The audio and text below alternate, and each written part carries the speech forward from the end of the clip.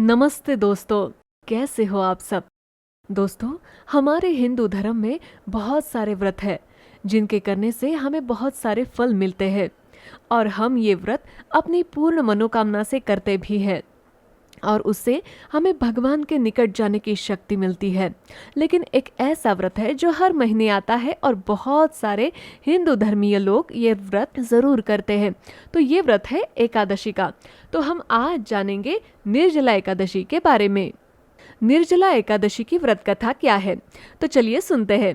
निर्जला एकादशी शब्द का अर्थ है नीर और जल, जो कि हिंदी में बिना पानी के ऐसा अर्थ होता है। इस एकादशी व्रत में व्रती अपने प्राणों का बलिदान देते हुए पानी नहीं पीते हैं, इसीलिए इसे निर्जला एकादशी कहते हैं। निर्जला एकादशी व्रत एक महत्वपूर्ण त्योहार है दोस्तों, जो हिंदू धर्म में मनाया जाता है। इस एकादशी व्रत को जेठ महीने की कृष्ण पक्ष की एकादशी को मनाते हैं।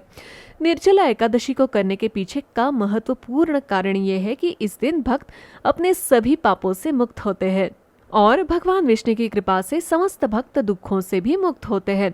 कुछ लोग इस दिन निर्जला व्रत रखते हैं जिसमें वे पानी भी नहीं पीते हैं।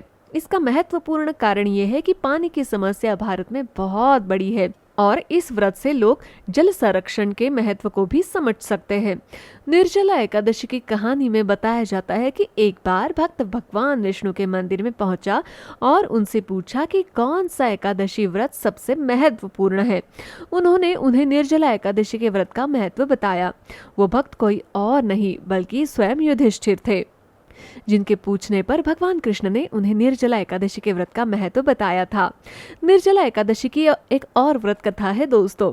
कथा के अनुसार एक बार राजा मंदता नामक राजा अपने पुत्र की विवाह संबंधी समस्या के कारण बहुत परेशान थे। उन्होंने अपने पुत्र को समझाया कि वे भगवान विष्णु की पूजा करेगा तो विवाह संबंधित जो भी समस्या है वो खत्म हो जाएगी।